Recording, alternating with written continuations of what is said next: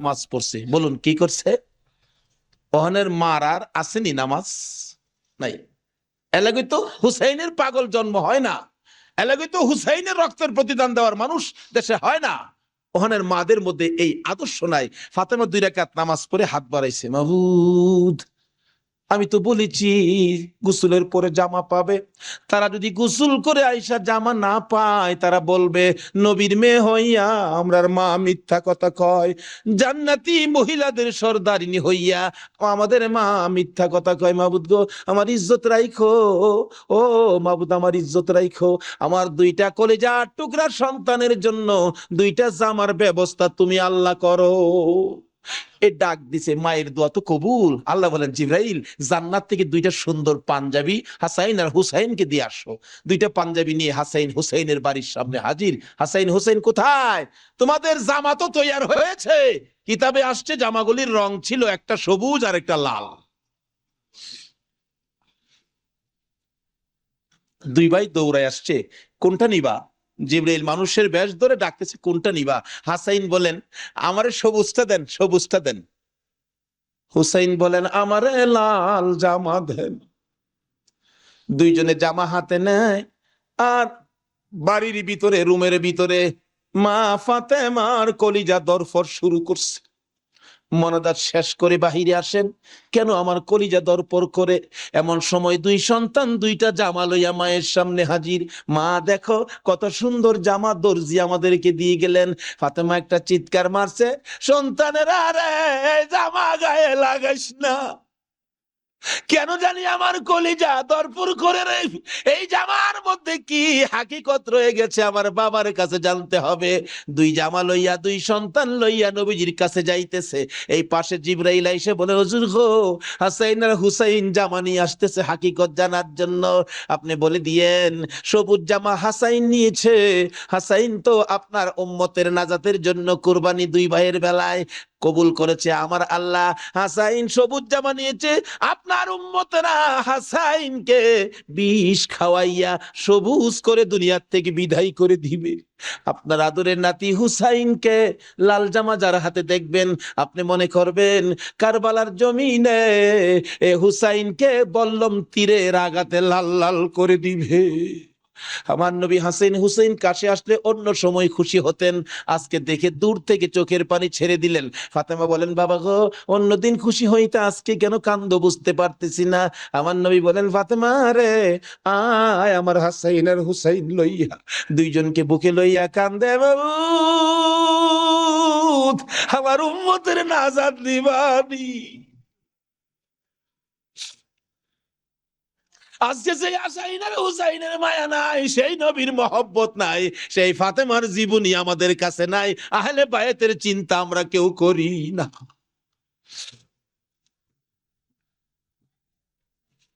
নবীজি কুল থেকে ছেড়ে দিলেন, হাসাইন আসো তোমার জামাটা খুব সুন্দর হয়েছে।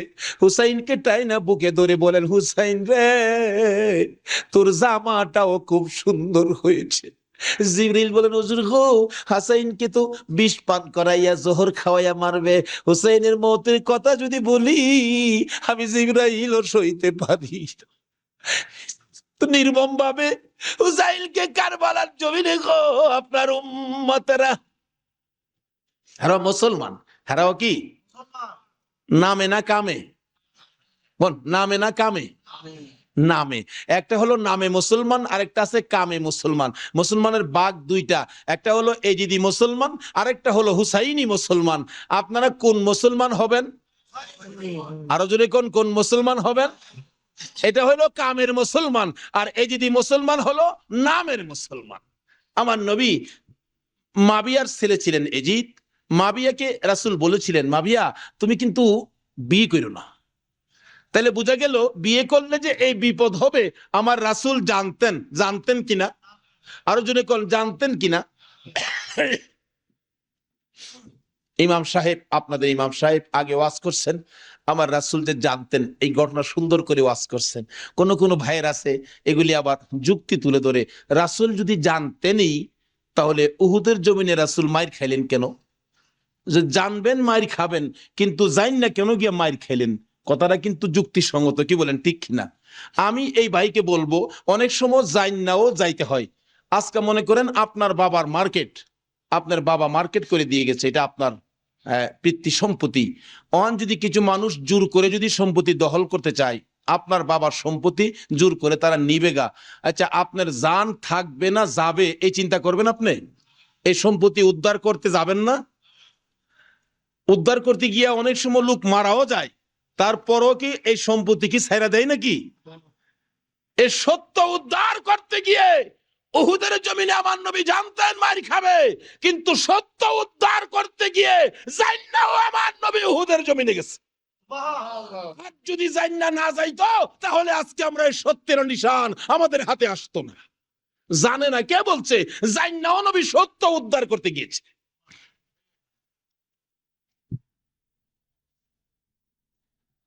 বলতেছিলাম দয়ার নবী, মায়ার নবী বলতেছেন, জিবরাইল আমার উম্মতের নাজাতের জন্য কবুল হয়েছে, কবুল হয়েছে। হাসাইন আর হুসাইন দুই ভাই আঞ্জায়া ধরে দুই গেলে চুমায়া চুমায়া বিদায় দিচ্ছে। হুসাইনকে কোনদিনই বলতেছেন, হুসাইন হুসাইন, দুই গেলে চুমা দেয়, তুমি আমার আমি তোমার। তোমাকে যে কষ্ট দেয় সেজন্য আমাকে কষ্ট দেয়, আর তোমাকে যে ভালোবাসা দেয় সেজন্য আমি রাসূলকে ভালোবাসা দেয়। আজকে হুসাইনের ভালোবাসা এখানে বসা, হুসাইনের অনেক পরে আওলাদে রাসূলকে ভালোবাসা। ইতিহাস খুলে দেখুন, যেই ভালোবাসায় হযরতে জুনায়েদ বাগদাদী রাহমাতুল্লাহ আল্লাহর ওলি হয়েছে। জুনায়েদের জীবনী খুললে পাওয়া যায়, জুনায়েদ ইরাকের বাদশার পালিত পালোয়ান ছিলেন। এত বড় পালোয়ান ছিলেন, বাবারে বাবা। ইরাকের বাদশাহ একদিন বলেন, জুনায়েদ এত খানা তোমাকে খাওয়াই, এত টাকা বেতন তোমাকে দেই, তুমি কত বড় পালোয়ান হইলা? তোমার শক্তি তো আমি দেখলাম না, আমাদের তো দেখা দরকার ছিল। জুনায়েদ বলেন, ঘোষণা দেন না, ইরাকের জমিনে এমন কোন মার পোলা নাই আমাকে কুস্তির মধ্যে পরাজয় করবে, আমি বিজয়ী হব। যদি কেউ পরাজয় করতে পারে বলে দেন 10,000 টাকা পুরস্কার। একটা ঘোষণা সাধারণভাবে আমাদের দেশের হিসাবে দিলাম বুঝার জন্য। বাদশাহ পোস্টারিং করে দিলেন, আমার জুনায়েদকে কুস্তি লড়ে হারাইতে পারলে 10,000 টাকা পুরস্কার দেওয়া হবে। আর ওদিক দিয়ে এই পোস্টার দেখলেন নবীজির আওলাদ, নবীজির বংশের একটা লোক 3 দিন পর্যন্ত বাচ্চাদের মুখে খানা দিতে পারে না, গরিবী অবস্থা, হাঁটতেছে, রোজগারের তালাশে ঘুরতেছে, কোনো রোজগারের বাও হলো না, বাচ্চারা না খাইয়া 3 দিন পার হয়ে গেল। ডাকতেছেন, হাইরে পোস্টার দেখা যায় কুস্তি লইরা জিততে পারলে 10,000 পুরস্কার, আর সন্তানকে যখন খানা দিতে পারি না, আর জীবন রাইখা লাভ কি? কুস্তি লইরা জুনাইদের সাথে জীবনটা দিয়ে ইলাই, এই মুখ আর সন্তানরে দেখাবো না। যাই বলতেছে, এখানে অফিসে কে আছে? আমি তো জুনাইদের সাথে কুস্তি লড়বো, হাতির সাথে মশা। কই জুনাইদ? আর কই? মানুষে কয়, মিয়া কুস্তি লড়তে আইসো না মরতে আইসো? জুনাইদরে দেখছো? কয় না দেখি নাই। দেখে আসো। বাবারে বাবা, কি বেটা, এই নাকি জুনাইদ? আপনি জুনাইদ? হ, আমি তো আপনার সাথে কুস্তি লড়তে আইছি। জুনাইদকে লড়তে আইসো না মরতে আইসো? আচ্ছা যেতা মরা পরে দেখা যাইব, নাম লেখেন। নাম লেখছে। রবিবার দিন আপনাদের কর্ণফুলী মার্কেটের মাহফিল, আজকে এই দিনই ধরলাম রবিবার দিন, মাঠের মধ্যে হাজার হাজার মানুষ জুনাইদের মতো পালোয়ানকে কুস্তি লড়ে হারাবে। কুস্তি লড়বে, হ্যাঁ জানি কেমন পালোয়ান। মাঠের মধ্যে নামছে, 3 দিন পর্যন্ত খানা নাই, বাচ্চাদের চিন্তা, হাঁটতে পারে না, হাঁটলে পইরা যা। মাঠে গিয়ে নামছে, জুনাইদ তো নামছে হাতির মতো এক পুরুষ। লেফারি মাঝখানে দাঁড়ায়, কয়ে কি আইলু রে, কার সাথে কি? দর্শকেরা কয়ে আমরা কি দেখবো, সময়টাই নষ্ট করলাম, এর সাথে কি খেলবো? এবার দেখা গেল খেলা শুরু হওয়ার আগে লেফারি জিগায়, এদিকে আসেন, আপনি কি লড়তে আইছেন না মরতে আইছেন? কয় আপনি মাতবরি কম করেন, আপনি লেফারির দায়িত্ব পালন করেন। লড়লে আমি লড়বো, মরলে তো আমি লড়বো, আপনার বাবার কি লো? লেফারি কয় মাপ চাই বাবা, আপনি লড়েন, খুব ভালো করে লড়েন। লড়ার আগে ডাকছে, জুনাইদ এদিকে আয়, দুইটা কথা বলবো, বলো। আমাকে চিনো? জুনাইদ বলেন, না তো, তোমাকে তো চিনি না। কয় আমি আওলাদে রাসূল। জুনাইদ, যাই নবী না হইলে রে জগতের কিছু হইতো না। আমি সেই নবীর বংশের লোক, আমি সেই আওলাদে রাসূল। জুনাইদ রে, 3টা দিন পার হয়ে যায়, সন্তানের মুখে খানা দিতে পারি না, অসহ্য হইয়া জীবন দিতে আসছি রে জুনাইদ। তুই পারবি নি আজকে আওলাদে রাসূলের মুখে হাসি ফুটাইতে, আজকের ময়দানে রাসূলের বংশের কাছে পরাজয় বরণ করতে? জুনাইদ বলেন ওই লোকটাই আমার সাথে কথা বলে সামনে দাঁড়াইয়া আমি শুনি পিছন দিয়ে আমার নবী মদিনার থেকে ডাকে, জুনাইদ রে, পারবিনি রে আমি আওলাদে রাসূলের মুখে হাসি ফুটাইতি। এবার জুনাইদ দুইটা চোখের পানি জর্জর করে ছেড়ে দিলেন। লেফারি সাহেব বাঁশি বাজাও খো, জীবনের খেলা হবে। বাঁশি বাজাইলেন, খেলা শুরু হলো। আওলাদের রাসূল জুনাইদের গায়ে আঙ্গুলটা লাগাইলে জুনাইদ চিত হয়ে জমিনে পড়ে গেছে। লোকেরা বলেন মানি না, আবার লাগাও, আবার লাগাইলে আঙ্গুল লাগাইলে জমিনে পড়ে গেছে। লোকেরা বলেন মানি না, আবার লাগাও, বুঝে আসে না। আমার নবী বলেন জুনাইদ রে, এই খেলা কিন্তু ফাইনাল খেলা। আমার নবীর ডাকে জুনাইদ কানটা পেতে শুনে জবাব দেন, ইয়া রাসূলুল্লাহ, জীবন দিবই, আপনার ভালোবাসা ছাড়বো না। আরে নবীর প্রেমের পাগল যারা প্রেম খেলা খেলে, হাইরে নবীর প্রেমের পাগল যারা প্রেম খেলা খেলে, নবীর প্রেমে ওয়াস করনি দন্ত দেয় ফেলে, নবীর প্রেমে ওয়াস করনি দন্ত দেয় ফেলে, নবীর প্রেমের পাগল যারা প্রেম খেলা খেলে, হাইরে নবীর প্রেমের পাগল। হানজালা পাগল ছিল নবীর প্রেমে জীবন দিল, হানজালা পাগল ছিল নবীর প্রেমে জীবন দিল, গোসল করাইলো তারে ফেরেশতার দলে, গোসল করাইলো তারে ফেরেশতার দলে, নবীর প্রেমের পাগল যারা প্রেম খেলা খেলে, আইরে নবীর পাগল ছিল আবু বকর প্রেম দরিয়াই দিল সাঁতার, পাগল ছিল আবু আর প্রেম দরিয়াই দিলেন সাঁতার, হাসর মিজান পারি দিবে সেই প্রেমের বলে, হাসর মিজান পারি দিবে সেই প্রেমের বলে, নবীর প্রেমের পাগল যারা প্রেম খেলা খেলে, হাইরে নবীর প্রেমের বলতেছিলাম আওলাদে রাসূলের প্রেম আর ভালোবাসায় জুনাইদ খেলার মাঠে জীবন দিয়ে দিলেন, হাইরা গেলেন। জীবনের সকল মান সম্মান বিলীন করে দিয়ে আওলাদে রাসূলের মান বাড়াইয়া দিলেন। লোকেরা বলেন জুনাইদ গো, এ বাদশার দরবারে আর যাইও না, মজার খানা আর পাইবা না, মোটা অঙ্কের বেতন তোমাকে আর দেওয়া হবে না, এ বাদশার কাছে আর যাইতে পারবা না। জুনাইদ মাথাটা নিচে দিয়ে দুইটা চোখের পানি ছেড়ে ছেড়ে ডাকে, রে মাঠের ময়দানের লোকেরা, আমি এই বাদশার দরবারে আর যাইতে চাই না, আমি দুজাহানের বাদশার দরবারে রওনা হয়েছি। জুনাইদ দুইটা চোখের পানি ছেড়ে ছেড়ে বাড়ির ভিতরে ঢুকলেন।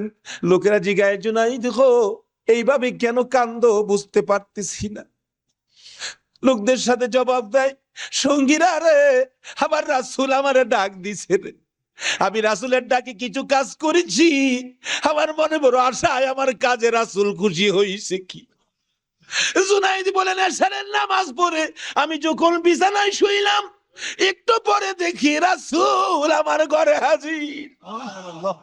আমার মাথায় হাত বুলাইয়া ডাকে, জুনাইদ রে, নিজের সব বিলীন করে দিলে, আমি নবীর ভালোবাসায়, আমার আওলাদের ভালোবাসায় এত সব শেষ করে দিলে রে জুনাইদ, আমি সইতে পারি না। আয় রে জুনাইদ, আজকের থেকে তুই খালি জুনাইদ না, তোর মাথায় পাগড়ি পরাইয়া দিলাম, আজ থেকে নবীর ভালোবাসার বিনিময়ে তুই আউলিয়াদের মাথার তাজ হয়ে গেছো।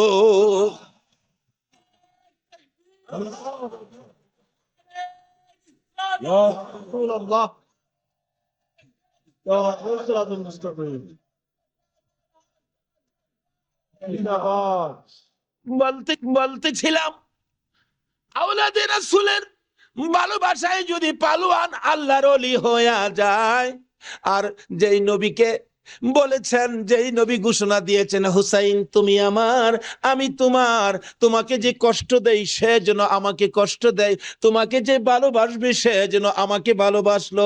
বলুন আজকে যারা হুসাইনের ভালোবাসায় বসে আছেন গো, বলুন আমার নবী ভালোবাসা দিবে কিনা? আমার নবী যাকে ভালোবাসে আল্লাহ তাকে ভালোবাসবে কিনা বলুন তো? কষ্ট হইতেছে বেশি। কারবালায় যাচ্ছি, আর আধা ঘন্টা সময় দেবেন? আল্লাহ কবুল করো সকলে। লম্বা ঘটনা, কারবালার ওয়াজ 1 বছর করে শেষ করা যাবে না। আমি সংক্ষেপ করে মেন কথাগুলো আপনাদের সামনে তুলে ধরতেছি। এবার আমার নবী বলেন, ফাতেমা রে, ফাতেমা, আমার 2 নাতিকে নিয়া তুমি ঘরের ভিতরে যাও। আমার কেন জানি কলিজায় আগুন জ্বলছে, আমি হাসাইন হুসাইনকে দেখলে আমার সহ্য হয় না।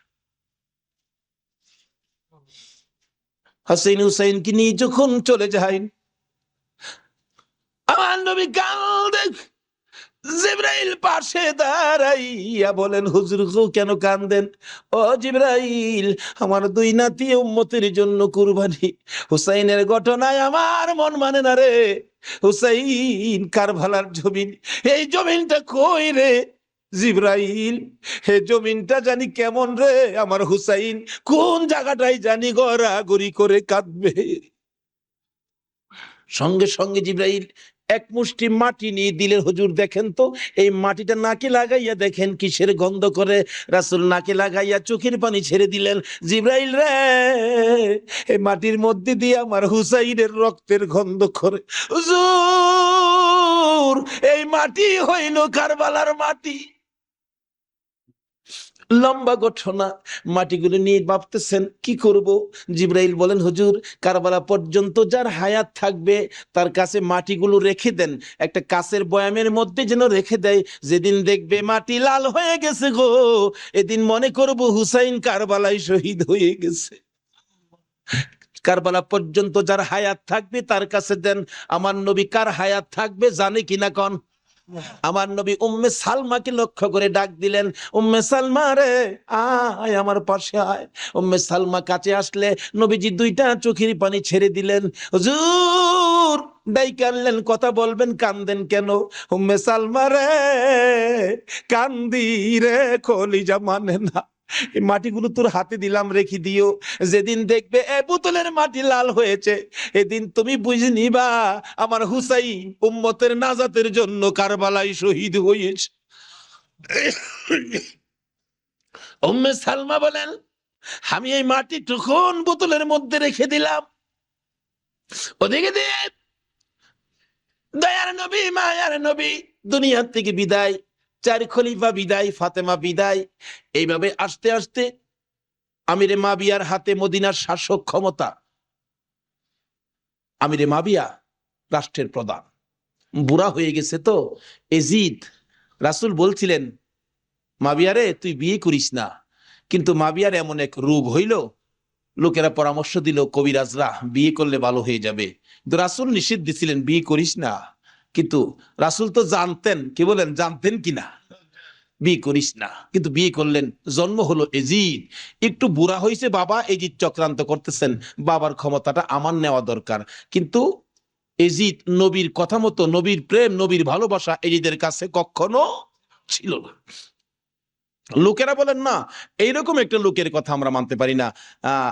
হাসাইনই তো আছে, আমরা হাসাইনকে মানবো। নবীজি ভবিষ্যৎবাণী করে দিয়ে গেছিলেন, আমি দুনিয়ার থেকে বিদায়ের 30 বছর পর হাসাইন ক্ষমতায় আসবে, হাসাইনকে মানুষ ভালোবাসবে, কিন্তু এজিদ হাসাইনকে থাকতে দিবে না। যাই হোক, লম্বা ঘটনা। এজিদ কয় হাসাইনকে কিভাবে শেষ করা যায়। 2জনই পথের কাটা, একজন হাসাইন একজন হুসাইন, 2জনকে শেষ করতে পারলেই তো আমার সুবিধাজনক পরিবেশ হয়ে যাবে। কি করব, কি করা যায়? এক কুটনি বুড়িকে এনে বললেন, তুমি কি পারবা হাসাইনকে শেষ করে দিতা? কুটনি বুড়ি কয়, এটা ব্যাপারই না। এমন কিসিমের মহিলা আছে না দেশ, খালি বেজাল লাগাই সংসারে। হাসাইন রাদিয়াল্লাহু তাআলা আনহুর বিবি ছিলেন 4জন, সকলের ছোট বিবির নাম ছিলেন জায়েদা। জায়েদার হাতে শরবত খাইতেন সবসময়, তার হাতে শরবত খুব সুন্দর হতো আর কি, শরবত খাইতেন। হাসাইন ডাকতেছেন, জায়েদা শরবত দাও। শরবত দিলেন জায়েদা। দেখলো কুটনি বুড়ি জায়েদারে দিয়ে এই কামড়া বানাইতি। হাসাইন শরবত খায়া চলে গেলেন। বলেন, জায়েদা হাসাইন কি তোমার হাতে সবসময় শরবত খায়? প্রত্যেক দিন আমার খুব ভালোবাসে, আমার হাতে শরবতটা খায়, আর কেউর হাতে খায় না, আমার হাতে শরবত নাকি খুবই ভালো। হ্যাঁ। কুটনি বুড়ি কয়, তোমার তো শরবত খায় কিন্তু তোমাকে ভালোবাসে না। কি বলো? আমি জানি ভালোবাসে। কই তুমি জানলে কি হবে, আমরা দূরের থেকে যা দেখি তোমারে সবচেয়ে কম ভালোবাসে। একটা কাম করো, মেয়েরা কিন্তু খুব সরল মানুষ, সহজে বুঝ, মাইনা যায়। একটা কাজ করো, কি আমি বিষ দিয়া যামু, বিষ খাওয়াইয়া হাসাইনকে মাইরা দাও, এজিদ হবে এদেশের প্রেসিডেন্ট বাদশাহ, আর তুমি হবে রানী। সহজে বুঝ মানলেন, সরল মানুষ তো। বিষ দিলেন, শরবতের সাথে দিয়ে খাওয়াইলে হাসাইন পিপাসিত ক্লান্ত, জায়দা শরবত দাও, শরবতের সাথে বিষ দিলেন, খাইলেন। খাওয়ার পরে বলতেছে, জায়দা আজকে শরবতটা যেন কেমন কেমন লাগে, কি যেন গন্ধ করতেছে। জায়দা বলেন, না তো কিচ্ছুই না, কিন্তু দেখা গেল কিছুক্ষণ পর হাত পাও গুলি অবশ্যই আসতেছে, সমস্ত চেহারা লীল হয়ে গেছে, খালি জিহ্বাটা নড়তেছে, দুইটা চোখের পানি ছেড়ে দিছে। জায়দা বুঝিছি, আজকে বুঝি নানার উম্মতের নাজাতের জন্য মায়ের দোয়া বুঝি আজকে কবুল হয়ে যাবে। জায়দারে, না না তোরে কিছু বলবো না, আমার ভাই হুসাইন কই, হুসাইনকে ডেকে ডেকে আমার পাশে আনো। হুসাইন খবর পাইয়া দৌড়াই আইসা দেখে বড় ভাইয়ের সমস্ত চেহারা সবুজ হয়ে গেছে। একটা চিৎকার মারছে, মা, মা গো, তোমার দোয়া বুঝি আজকে কবুল হয়ে যায়। দৌড়ে যাইয়া হাসাইনের গলায় ধরছে, ভাই রে ভাই, কে তোমার এই অবস্থা করেছে, আমি হুসাইন তার প্রতিশোধ নিব। হাসাইন টাইনা টাইনা গলায় ধরে দুই গালে চুমাইতেছে, ছোট ভাই তো, বাইরে প্রতিশোধ নিস না, নানার উম্মতের জন্য মায়ের দোয়া কবুল হয়ে গেছে। হাসাইন একটা কথা তোরে বলে যায়, কিছুদিন পর তোর উপরও বিপদ আসবে রে, আমার মায়ের দোয়া তোর বেলায় তো কবুল হয়েছে। হাসাইন, যেদিন বিপদে আসবে রে, কেউ তো তোর পাশে আসবে না রে হুসাইন। এদিন আমি তো ভাই কাছে থাকতাম, আমিও তো দুনিয়ায় থাকতেছি না। হুসাইন রে, বেশি বিপদে পড়ে যখন কলিজার মধ্যে অশান্তি লাগবে, দুনিয়ার কাউরে ডাকিস না, নানা নানা কইয়া ডাকিস, কলিজায় শান্তি পাব। হাসাইন দুনিয়ার থেকে বিদায়। জি চক্রান্ত করে হুসাইনকে কিভাবে মারা যায়, হাসাইনকে মদিনায় ফালাইয়া, হুসাইনকে তো মদিনায় মারা যাবে না, চক্রান্ত করে ইবনে জিয়াদকে ডাক দিলেন। কুফা নগরীর গভর্নর, তুমি একটা কাজ করো, আমি ডাকলে তো আসবে না, কুফা নগরীর মানুষ দিয়া তুমি ডাইকা নিয়ে আসো হুসাইনকে কুফায়। কুফায় আনার পর হুসাইনকে আমরা শেষ করে দিব, আর আমাদের পথের কাটা থাকবে না। ইবনে জিয়াদ বলেন, কথা তো রাইট, চিঠি পাঠাও। চিঠি পাঠাইতে পাঠাইতে 40,000 চিঠি মদিনায় পাঠাইছে। হুসাইন চিঠি দেখে মুরব্বীদের কি বলতেছেন, চিঠি আসছে কুফায় যাইতে, যাবো কিনা বলেন। মুরব্বীরা চিঠি দেখে বলেন, হুসাইন রে, কুফার চিঠির রং ভালো দেখা যায়, কুফার তরবারির ব্যবহার ভালো হবে না। হুসাইন, আমরা অন্তত পক্ষে তোমাকে যেতে দিব না, হাসাইনের ব্যথাই তো আমরা বলতে পারি না, তোমাকে যেতে দিব না। 40,000 চিঠি, বলুন কয় হাজার চিঠি? মুরব্বীরা বলে, এত চিঠি আছে, দাঁড়াও দেখি একটু পরামর্শ করে। একটা মিটিং করলেন, হুসাইনের পক্ষ থেকে কুফায় তোমরা কে যাইবা? আমাদের নিজেদের লোক যায়, হুসাইন পক্ষ থেকে একটা লোক কুফায় যায়, নিজেদের লোকের কোনো খবর যদি পায় তাহলে আমরা হুসাইনকে যেতে দিব, ও তাদের কথায় হুসাইনকে দেব না, আমরা নিজেরা পরিবেশ বুঝবো। কে যাইবা? একজন লোক দাঁড়াইলেন, ইতিহাস বলেন, যার নাম হলো মুসলিম বিন আকিল। মুসলিম বিন আকিল দাঁড়ায় বললেন, আমি যাব হুসাইনের পক্ষ থেকে। তার দুইটা বাচ্চা ছিল, মাহমুদ ইব্রাহিম, সোনার পুতুলের মতো দুইটা বাচ্চা, ছোট ছোট। বলে, আব্বা আপনি যদি চলে যান তাহলে আমরা তো মা নাই, আমরা কার কাছে থাকবো? তাদের মা মারা গেছে, কই থাকবো আমরা? তাইলে তোমরাও চলো। তিনজনের কাফেলা করে কুফা নগরীতে গিয়ে পৌঁছলেন হুসাইনের পক্ষ থেকে। হুসাইনের পক্ষের লোক পায়া কমপক্ষে 30,000 লোক হুসাইনের নামের উপর মুরিদ হইলেন, বাইয়াত গ্রহণ করলেন। ভাইসাব, বাইয়াত হওয়া, মুরিদ হওয়া সুন্নাত রাসূল। আবার কেউ কেউ আছে মুরিদ বাইয়াত লয়া টিটকারি মস্কারি করে।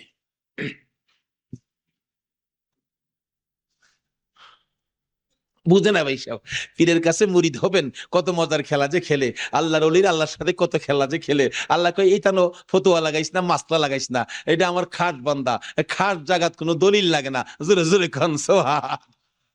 এক আলেম গেছে মুরিদ হইতো, হক্কানি এক পীর সাহেবের কাছে, এক আল্লাহর ওলির কাছে গিয়া, হুজুর মুরিদ হইতে আইছি।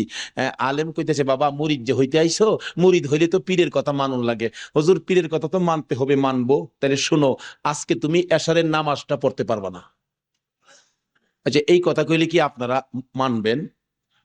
হগল পীরে কয় নামাজ পড়তে হইব, আপনি কোন নামাজ পড়তে পারবে না। আরে বাবা, সব সময় তো তুমি পড়বা, আজকের এশারের নামাজটা খালি তুমি বাদ দিবা। অন কেন কইছে এটা তো শরীয়তলা আর বুঝে না, কিন্তু মারফতলা তো জানে এর মধ্যে কিছু আছে। বলবো ভাই সাহেব,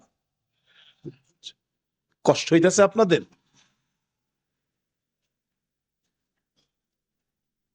হুজুর কোন কি হা আজকে এশারের নামাজটা পীরের কথা মানবা না? তা তো মানতে হবে। আচ্ছা ঠিক আছে, বাড়িতে যার কয় নামাজ যদি বাড়িতে পড়ে লাই আপনি কি হুজুর দেখবে? আমি তো সেই, আচ্ছা যে বেটা পীর হইছে এই বেটা কি খবর রাখে না? রাখে না? এই এই এই চিটাগাঙ্গের পীর আমরা ভৈরবের খবর রাখতে পারে না? বুঝে আসে না যেমন। তা সহজে বুঝতে গেলে একটা ঘটনা বলতে হয়, বলবো? আপনারা কচ্ছপ চিনেন? আপনারা কি করেন? এটা আরো কোনো নাম আছে নি? কচ্ছপ কয়, কাসিম কয়, আমাদের এলাকায় কাঠটাও কয়। তো কাঠটা, কসম, কাঠটিম যা আছে সব ঘুরে গেরা জিনিস একটা, ওই কি ঘর। এই কাঠটা নাকি, কচ্ছপ নাকি বর্ষাকালে পানির সাথে গ্রামে গঞ্জে গ্রামের বাড়ি ঘরে যায় পানির সাথে আশ্রয় নেই, আসার সময় মাটির নিচে ডিম পাইরে আসে। কথাটা কি বুঝাইতে পারতেছি? মাটির নিচে ডিম পাইরে আসে, আসার সময় ডিমেরে বইলে আসে তোর জেডার সাথে আই পুরিস। কার সাথে আইতো? জেডা হইলো জ্যৈষ্ঠ মাস। জ্যৈষ্ঠ মাসে প্রচন্ড বৃষ্টি হয়, তো বৃষ্টির পানিতে মাড়ি কাইটা যা, মাড়ি কাইটে গেলে ডিম ভেরিব, বাচ্চা ফুটবো, এই কয়ে দেয় যে তোর যারার সাথে আই পুরিস। এই 3.5 মাইল দূরে ডিম পাইরা বইলে আইছে যারার সাথে আই পুরিস। ডিম তো ফুটতেই ফুটতেই তো না। 3.5 মাইল দূরেতে আপনাদের কর্ণফুলী নদীর থেকে গিয়া ওই মাঝে মাঝে 3.5 মাইল ভিতরে ডিমের দিকে শীষ ধরে। 3.5 মাইল দূরের থেকে একটা কচ্ছপ যদি ডিমের উপরে তা দিয়া ডিমের বাচ্চা ফোড়াইতে পারে, আল্লাহর বন্ধুরা 3,500 মাইল দূরে থাকলেও একটা মুরিদের দিকে এই নজর দিতে পারবে কিনা কোন তো? 3.5 মাইল দূরেতে ডিমের দিকে তা দেয় শীষ ধরে, এই তাই ডিম ফুইটা জ্যৈষ্ঠ মাসও জাড়ার লগে পানির সাথে বাইসাই। এই ক্ষমতা আল্লাহর ওলিদের আছে কিনা বলুন তো? এটা কে দিছে? আরো জোরে কোন।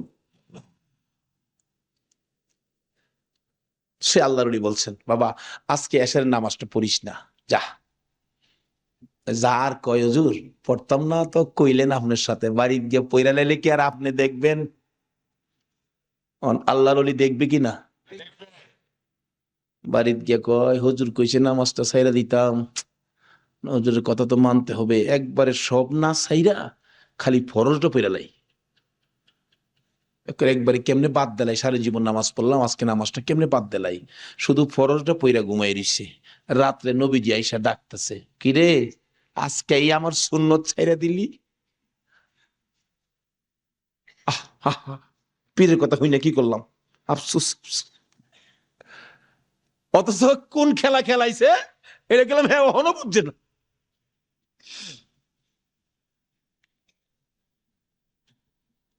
সকালবেলা ফজরের নামাজ পড়া মনের দুঃখ খুলে যাইতেছে পিসাবের কাছে। পিসাব দূরে থেকে কয় কি ফেস বুঝি লাগছে, তাহলে বোঝা গেল খবর পিসাবের কাছে।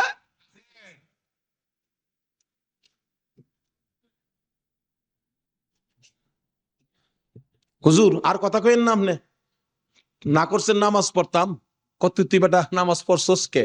আরে কই কি আমি নামাজ পড়ছি না পড়ছি আপনি জানেন কেমনে? বেটা খালি সুন্নতটা বাদ দিছস, তোর খেয়াল নাই ফরজটা যে পড়ছস আমি কি জানি না মনে করছস? হুজুর ফাইরে লাইছে। হুজুর কি ফেস হইছে জানেন কি? আমি খালি আপনি তো কইছেন নামাজ পড়িস না, একবারে কেমনে বাদ দেয়, আমি ফরজটা পড়ে ঘুমাই রয়েছি, সুন্নতটা পড়ি নাই। এই জন্য রাত্রে আইসে হুজুর আমারে ডাকতেছে নবীজি, কি রে আজকে আমার সুন্নত বাদ দিলাইলি হুজুর, এই সর্বনষ্ট হইছে। নবীজি এসে ডাকতেছে, আল্লাহর ওলি কয় বেটা এইটার লেগিতে কইছিলাম, আজকে যদি ফরজটা সহ ছাইরা দিতে, আজকার নামাজটা খালি ছাইরা দিতে, সুন্নতটা বাদ দিও না, নবীজি আইসা তোরে ডাকতেছে, যদি ফরজটাও বাদ দিতে আমার কথায় আমার আল্লাহ আয়া তোরে ডাকলো। ভাই সাহেব, এটা বুঝতে গেলে শরীয়তের মাদ্রাসার পরে মারেফতের মাদ্রাসায় ভর্তি হতে হবে।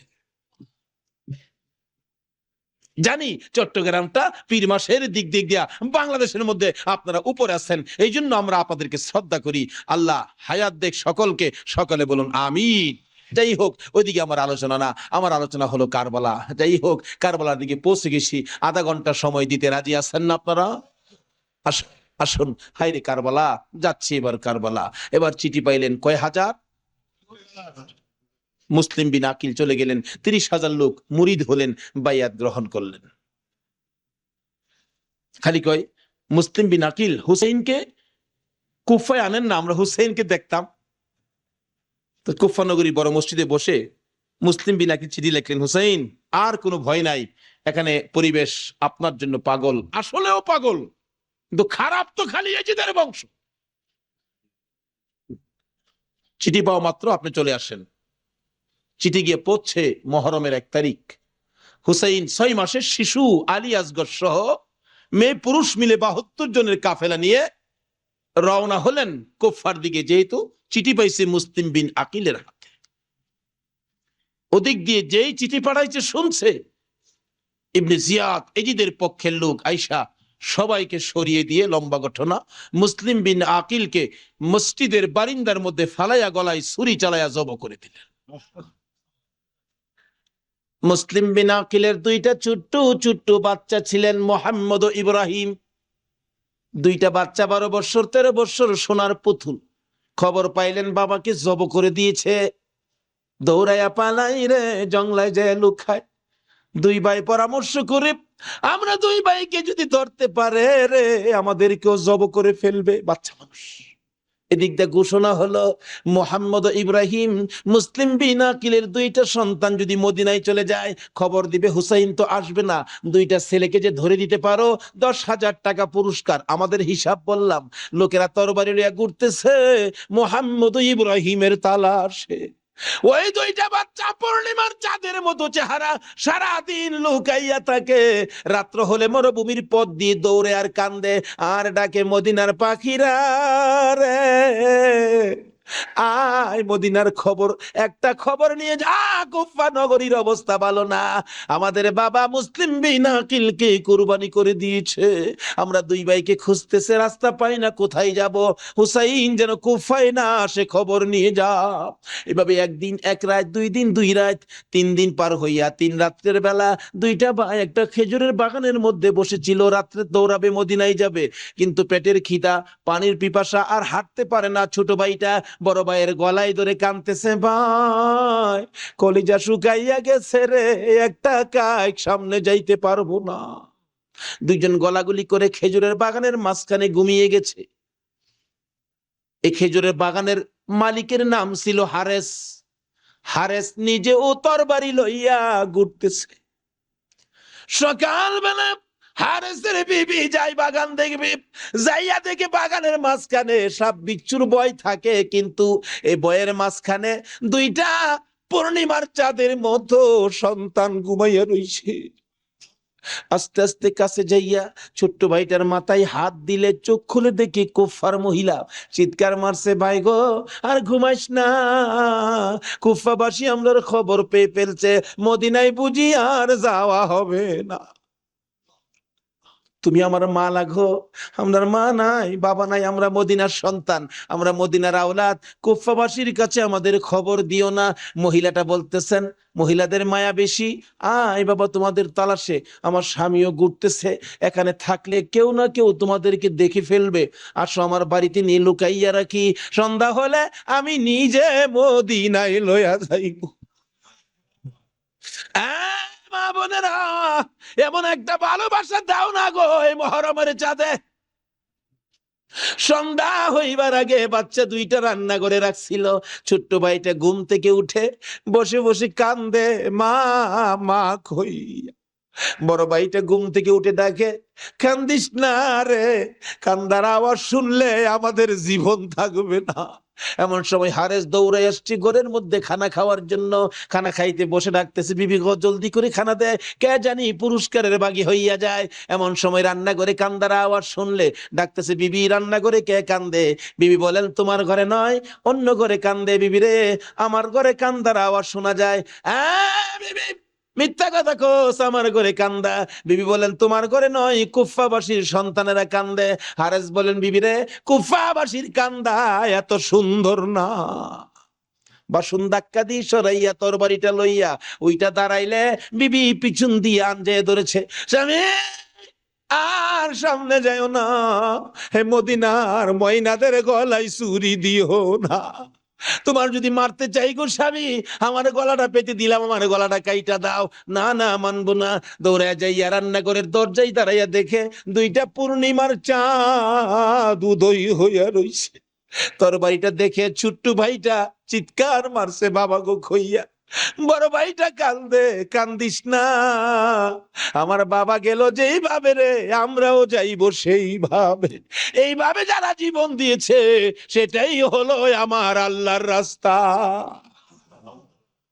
দুই ভাইকে ধরে মুরগির বাচ্চার মতো শেষরাইয়া বাহির করে যাইতে যাইতে যাইতে যাইতে একটু পরে পরে ছোট্ট ভাইটা জিগায়, হারেস রে, আমরা মেরে ফেলবে রে, মারিস নাই, আমরার মা নাই, আমরার বাবা নাই। আকাশের দিকে তাকাইয়া ডাকে, আরে আকাশের পাখিরা রে, আয় একটা খবর নিয়া হুসাইনের কাছে পৌঁছে দে, হুসাইন যেন কুফাই না আসে। রওনা হলেন, যাইতে যাইতে সন্ধ্যা হয়ে যায়। পুরাত নদীর কিনার দিয়ে যাচ্ছে। হারেস ভাবতেছে, দুইটা সন্তান, দুইটা ছেলে জীবিত যদি নিয়ে যায়, আমার চেয়ে শক্তিশালী কেউ আয়সা যদি আমার কাছ থেকে নিয়ে যায়, পুরস্কার আমি পাবো না, বরঞ্চ জব করে দুইটা মাথা খালি নিলেই তো হয়। দুইটা ভাইকে জব করার জন্য প্রস্তুতি নিলে ছুরির দিকে তাকাইয়া তাকাইয়া বাচ্চারা কান্দে। ছোট্ট ভাইটাকে জমিনে শুয়াইছে, গলাটা কাটবে, লাফ মেরে উইটা গেছে। বড় ভাইটাকে শুয়াইছে, উইটা গেছে। আবার জোর করে জমিনে শুয়াইয়া ছোট্ট ভাইটাকে বুকের উপর পাড়া দিয়া ধরছে, মাথার মধ্যে চাপা দিয়ে ধরে গলাটাই ছুরি চালাবে, ছুরির নিচে তাইকা কানতেছে, হুসাইন আইসো না গো, কারবালায় আইসো না, এই কুফা নগরীতে আইসো না, কুফার মানুষের তরবারির ব্যবস্থা ভালো না। গলা কেটে দিলেন বড় ভাইটারে, গলা কেটে দুইটা ভাইকে দুই দিকে ধাক্কাইয়া পুরাত নদীতে ফেলে দিলেন, মাথা ছাড়া বডি খানি ফেলে দিয়ে মাথা রুমালের প্যাকেট করে রওনা হলে শুনে পিছন দিয়ে আবার ডাকতেছে, হারেস রে, আমরা দুই ভাইয়ের মারিস না। হারেস বলেন, মাথা কেটে নিয়ে আসলাম। আবার ডাকে কে? পিছনে যাইয়া দেখে দুই দিকে দুইটা বডি লাশ ছিল। দুইটা ভাই আবার একসাথে হইয়া এক ভাই আর এক ভাইয়ের আনজাইয়া ধরে রাখছে। আমার আল্লাহ বলেছে, আমার রাস্তায় যারা জীবন দেয় রে, তারা মরে না, তারা মরে না রে, তারা জীবিত। এই দুই ভাই প্রমাণ করে দিলেন তারা জীবিত। ওদিকে যায় না, ওদিক দিয়ে যাইতেছে, এজিদের দরবারে পুরস্কার আনবে। এদিক দিয়া ইমাম হুসাইন 72 জনের কাফেলা লইয়া গো আস্তে আস্তে কারবালার জমিনে এসে পৌঁছে সন্ধ্যা হয়ে যায়। রাস্তা চিনে না। হুসাইন বলেন, তাবু গাড়ো, সকালবেলা কুফার দিকে রওনা হব। তাবু গাড়তে গেলে জমিনে কূপ দেয়, মাটির থেকে রক্ত বাহির হয়, গাছের ডালে আঘাত করে গাছের ডাল থেকে রক্ত বাহির হয়। সঙ্গীরা বলেন, হুসাইন ব্যাপারটা বুঝতে পারতেছি না। হুসাইন বলেন, রাখো রাখো, এখানে কি কাউরে পাই কিনা। জিজ্ঞেস করলেন, এই জায়গাটার নাম কি? একজন লোক বলেন, আপনারা কোত্থেকে আসছেন? আমরা মদিনার থেকে আসছি। এই জায়গাটার নাম কি? জায়গাটার নাম কারবুলা। হুসাইন একটা চিৎকার মারছে, সঙ্গীরা রে, তাবু গাড়ো। আমার নানা বলেছে রে, নানার উম্মতের জন্য আমি হুসাইন কারবালাই নাকি শহীদ হব। মুহররমের 7 তারিখ তাবু গাড়লেন। সন্ধ্যা হইলে তাবু গাড়লে রাত্র শেষ হওয়ার আগে 4000 এডিশন নিরস্ত্র মুসলমানের চারপাশে ঘেরাও করেছে। আজকে সেই নিরস্ত্র মুসলমানের উপর ইরাকের জমিনে বলুন তো আক্রমণ হচ্ছে কিনা?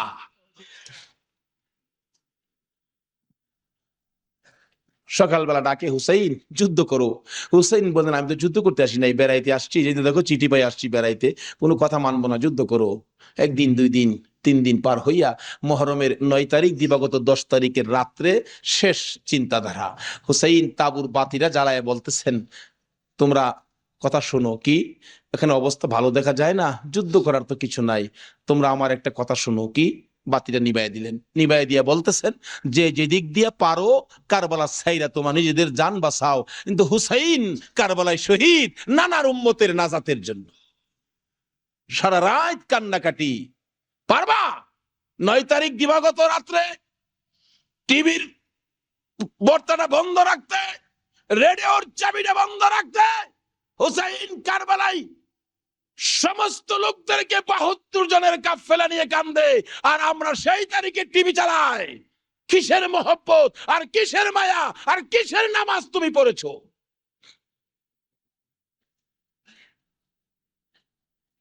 যদি কথা দিতে পারো 9 তারিখ দিন গিয়া রাত্রে টিভি আর চালাবো না, আর গান বাজনা করবো না, হুসাইন তোমার জন্য ওই ফুলসিরাতের কিনারে দাঁড়ায় থাকবে।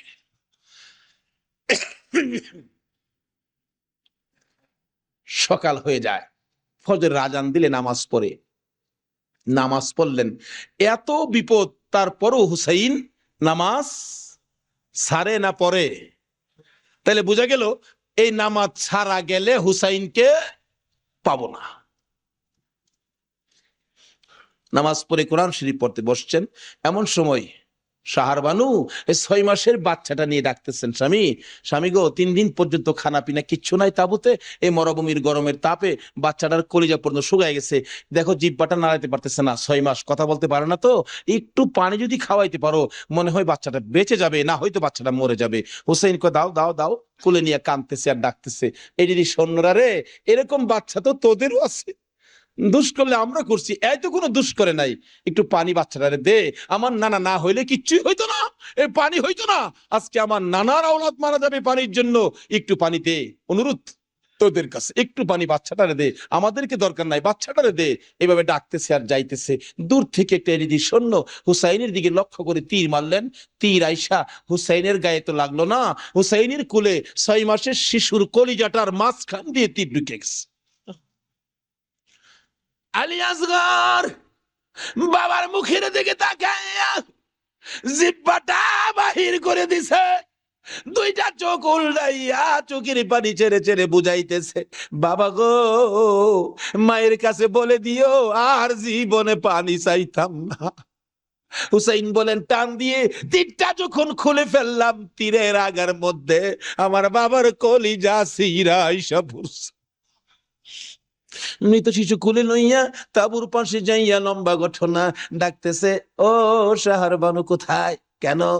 এই যে নাও তোমার ছেলেরে পানি খাওয়াইছি, বেরিয়ে দেখে মা দুকিনি বাবার জিহ্বা বাহির হইয়া রইছে, চোখ 2টা উল্টা লইছে, বুকের মধ্যে রক্ত দেখা যায়, চিৎকার মারছে, মাবুদ আমার বাবা কুল পানি খাইছে গো।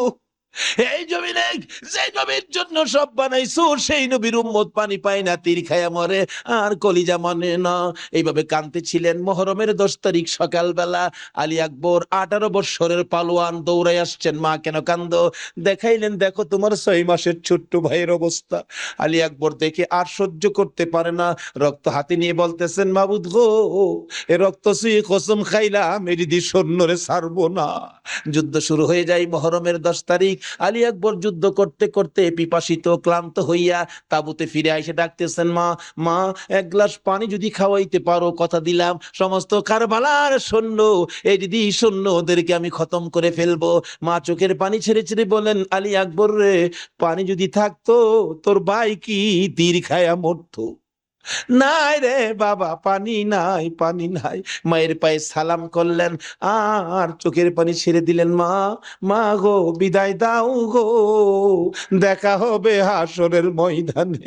যাইতে যাইতে যাইতে যাইতে একটু যাই আবার ফিরে ফিরে চাই, মা, বিদায় দাও, দেখা হবে হাসরের ময়দানে।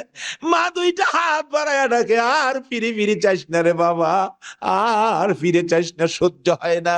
যুদ্ধ করতে করতে আলী আকবর শহীদ। এইভাবে পুরুষ যারা ছিল সব শহীদ, শুধুমাত্র বাকি জয়নাল আবদিন বিমারি আর ইমাম হুসাইন। হুসাইন তরবারিটা নিয়ে পোশাক পরে তৈয়ার হলেন। জয়নাল আবদিন দাঁড়াইতে পারে না, পড়ে যায়। তারপরেও ডাকে, হুসাইন গো তুমি যাইও না, আমি জয়নাল যাব। বিমারি উঠতে পারে না, তবু হুসাইনের পক্ষে যাইতে চায়। আর আমরা শক্তিশালী হইয়াও হুসাইনের পক্ষে যাইতে চায় না। এবার বলতেছেন, জয়নাল রে তুমি যাইও না, তুমি যদি যুদ্ধের ময়দানে শহীদ হয়ে যাও, নবীর বংশের বাতি টুকুন কে জ্বালাবে। হুসাইন যুদ্ধে চলে যায়। লম্বা ঘটনার সংক্ষেপ করে দিলাম। মুহররমের 10 তারিখ যুদ্ধ করতে করতে তীরের আঘাত, বল্লমের আঘাত লাগে, আর রক্ত জর্জর করে পড়ে, রক্তে জামা ভিজে যায়, গোড়ার পিঠ পর্যন্ত লাল হয়ে যায়। আরে রক্তে লালে লাল হইল কারবালার ময়দান, বলুন রক্তে লালে লাল হই শহীদ হলো ইমাম হুসেন নবীর জানের জান, শহীদ হলো ইমাম হুসেন নবীর জানের জান, রক্তে লালে লাল হইল কারবালার ময়দান, হায়রে রক্তে লালে লাল হই। এজিদ সেনা সীমার এসে হুসাইনের বুকে বসে, এজিদ সেনা সীমার এসে হুসাইনের বুকে বসে, ছুরি দিয়ে কাটে গলা, বাঁচে না আর প্রাণ, ছুরি দিয়ে কাটে গলা, বাঁচে না আর প্রাণ, রক্তে লালে লাল হইল কারবালার ময়দান, হায়রে রক্তে লালে লাল হইল। দুধের শিশু আলিয়াস গরে পানি চাইলো মায়ের দ্বারে, দুধের শিশু আলিয়াস গরে পানি চাইলো মায়ের দ্বারে, পানি পানি বলে সে যে দিয়ে গেল প্রাণ, পানি পানি বলে সে যে দিয়ে গেল প্রাণ, রক্তে লালে লাল হইল কারবালার ময়দান, হায়রে রক্তে লালে লাল হইল। শহীদ হলো ইমাম হুসেন নবীর জানের জান, শহীদ হলো ইমাম হুসেন নবীর জানের জান, রক্তে লালে লাল হইল কারবালার ময়দান, হায়রে রক্তে লালে লাল হই। বলতেছিলাম হুসেন সমস্ত শরীর থেকে রক্ত ঝরে ঝরে দুর্বল হয়ে যায়, পানির পিপাসিত ক্লান্ত হইয়া কুরাত থেকে নেমে যায়, পুরাত নদীর পুনার কিনারে যাইয়া একটু পানি হাতে নেয় খাওয়ার জন্য, হাতে নেয় পানি, হয়ে যায় রক্ত। হুসাইন কান্দে, মাবুদ গো আমার নানা না হইলে কিছু হইতো না, আমার নানা না হইলে জগতের কিছু হতো না, পানিও হতো না, আজকে নানার বংশ নানার আওলাদ পানি পায় না, আমি হুসাইন পানি খাবো না। এবার দৌড়ে যাইয়া আবার চাইলেন ঘোড়ার উপরে উঠবো, যুদ্ধ করবে। হুসাইন ঘোড়ার উপরে উঠতে চায়, শরীর দুর্বল, ঘোড়ার উপরে উঠতে পারে না, বারবার চেষ্টা করে উঠতে পারে না, অবশেষে ঘোড়ার উপরে পিঠটার মধ্যে হাতটা দিয়ে মাথাটা ফালাইয়া কাঁদতেছে, বাবু আমার নানার উম্মতের জন্য মায়ের দোয়া বুঝি কবুল হইয়া গেছে। বহু চেষ্টা করলেন, ঘোড়ার পিঠের উপরে আর উঠতে পারে না, দৌড়া এসে সীমার ধাক্কা দিয়ে জমিনে ফালাইয়া বুকের উপর চড়ে বসছে। হুসাইন বলেন, সীমার রে আমার নানা বলেছে রে কারবালায় শহীদ হব, আমার নানার উম্মতের মুক্তি পাবো, সীমার আজকে জুমার দিন আমার 2 রাকাত জুমার নামাজ পড়ার সুযোগ দে। ও নবীর উম্মতেরা, নবীর আশেকেরা, হুসাইনের আশেকেরা গো, এই 2 রাকাত নামাজ জুমার নামাজ ছাইরো না, আমার নবীর শাফায়াত নসিব হবে না। রক্তে লাল হইয়া যদি হুসাইন 2 রাকাত জুমার নামাজ পড়তে পারে গো, আজকাল থেকে কথা দিতে হবে জীবনে কোনোদিন জুমার নামাজ ছাড়তে পারবা না। জুমার নামাজ আদায় করতে সময়টুকুন দিলে নামাজ শুরু করে দিলেন, রুকু সিজদার কাজ শেষ করে তাশাহুদে বসে সালাম ফিরানের আগ পর্যন্ত কাছাকাছি বসে বসে এজিদি সৈন্যরা নামাজের ভিতরে প্রত্যক্ষদর্শীরা বলেন এক একটা করে তীর মারে হুসাইনের গায়ে, ডান দিক দিয়ে যদি তীরটা মারতো বাম দিক দিয়ে বেরিয়ে যাইতো, সামনে দিয়া মারলে পিছন দিয়া বেরিয়ে যায়, এই কিসিমের তীর গো নামাজের ভিতরে 72টা তীর লাগাইছে। হুসাইন সালামটা ফিরাইয়া নানা গো কইয়া কালতে কালতে জমিনে গড়াগড়ি শুরু করে দিলে। নিষ্ঠুর পাষাণ এই দিদি শূন্যের সীমার গলা কাইটা মাথা আলাদা করে নিয়ে গেছে। হুসাইন শহীদ হয়ে যায়। ওদিকে দিয়ে ডাকতেছে। মহরমের 10 তারিখ সন্ধ্যা যখন হয়ে গেল, উম্মে সালমা বলেন, আমি মাগরিবের পর থেকে শুনতেছি নবীর রওজার চারপাশে কে যেন হাউ মাউ করে কাঁদতেছে। মনে বড় অশান্তি, কিসের কান্দার আওয়াজ? দৌড়ায় যাইলাম, যাইয়া দেখি কোনো মানুষ দেখি না, কে যেন কান্দে। এসারের নামাজ পড়ে আমি উম্মে সালমা ঘুমের ঘরে ঘুমিয়ে গেলাম। এমন সময় দেখি আল্লাহর বন্ধু কাঁদতে কাঁদতে কোত্থেকে যেন আসতেছে। কাছাকাছি আসার পরে দেখি আবার রাসূলের গায়ে রক্ত মাখা মাটি দেখা যায়। উম্মে সালমা বলেন, হুজুর কেন কান্দেন রক্ত মাখা মাটি শরীরে লইয়া? আমার নবী বলেন, উম্মে সালমা রে, বোতলের মাটির দিকে তাকাইয়া দেখ, বোতলের মাটির অবস্থাগুলো দেখ। উম্মে সালমা বলেন, তাকাইয়া দেখি বোতলের মাটি লাল হয়ে গেছে। আবার রাসূল বলেন, উম্মে সালমা রে, আমার হুসাইন কারবালায় নাই রে, কারবালায় না। উম্মে সালমা বলেন, প্রশ্ন করলাম, ইয়া রাসূলুল্লাহ, হুসাইন তো কারবালায় শহীদ, আপনার রওজার পাশে কাঁদলো কে জানতে চাই। আমার নবী বলেন, আরে উম্মে সালমা, আমার হুসাইন যখন কারবালার জমিনে তীরের আঘাতে নানা কইয়া ডাক মারছে রে, আমি নবী রওজার থেকে বাহির হইয়া দৌড় মারছি। ওই সময় রহমতের ফেরেশতারা আমার রওজার পাশে বসে বসে কাঁদছে। আমি কারবালায় যাইয়া দেখি আমার হুসাইন তীরের আঘাতে রে নানা নানা কইয়া গড়াগড়ি করে। আমি হুসাইনকে আনজাইয়া ধরছি।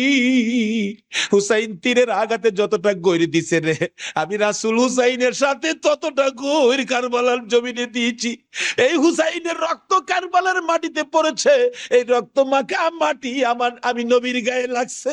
এই উম্মে সালমা জানাইয়া দিস রে, এই রক্ত মাখা মাটি আমি রাসূলের কাছে জমা থাকবে। আসরের জমিন যেদিন কায়েম হবে, আমি আমার মাওলার দরবারে হুসাইনের রক্ত মাখা মাটিগুলি তুলে ধরবো। মাবুদ, আমার মেয়ে ফাতেমা সন্তান কুরবানি করেছে আমার উম্মতের নাজাতের জন্য। এই যে দেখো হুসাইনের কারবালার রক্ত মাখা মাটি তুলে ধরলাম। আর ফাতেমা হুসাইনের মাথাটুকু লইয়া দাঁড়াইয়া বলবে, আমি হুসাইনের মাথাটুকুন তুলে ধরলাম। মাবুদ গো, এর বিনিময়ে আমার বাবার উম্মতের মাফ করে দাও।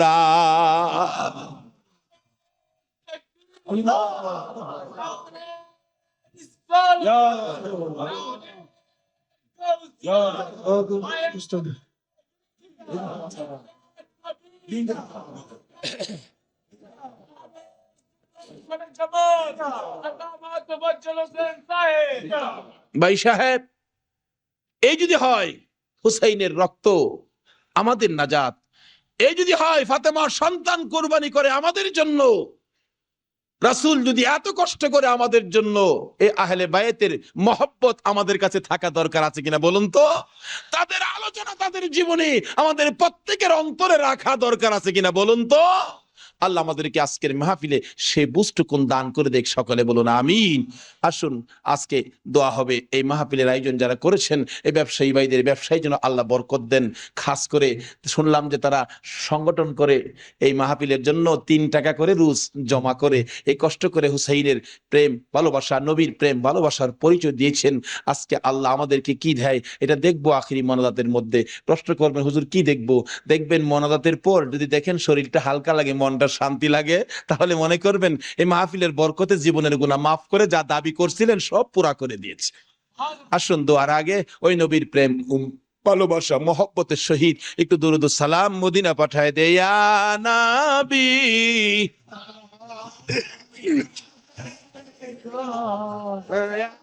রাসূল সালাম।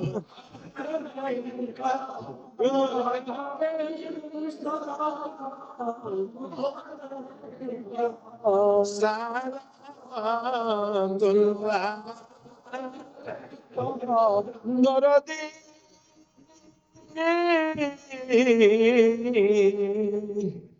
ওগো উম্মতের দরদি, মায়ার নবী দয়ার নবী গো, মরণে আপনি আসিয়েন, কবরে আপনি থাকিয়েন, হাসরে উম্মত বলিয়েন, হাউজে কৌসার পিলায়েন। ইয়া নবী সালাম, ইয়া রাসূল সালাম, ইয়া হাবিব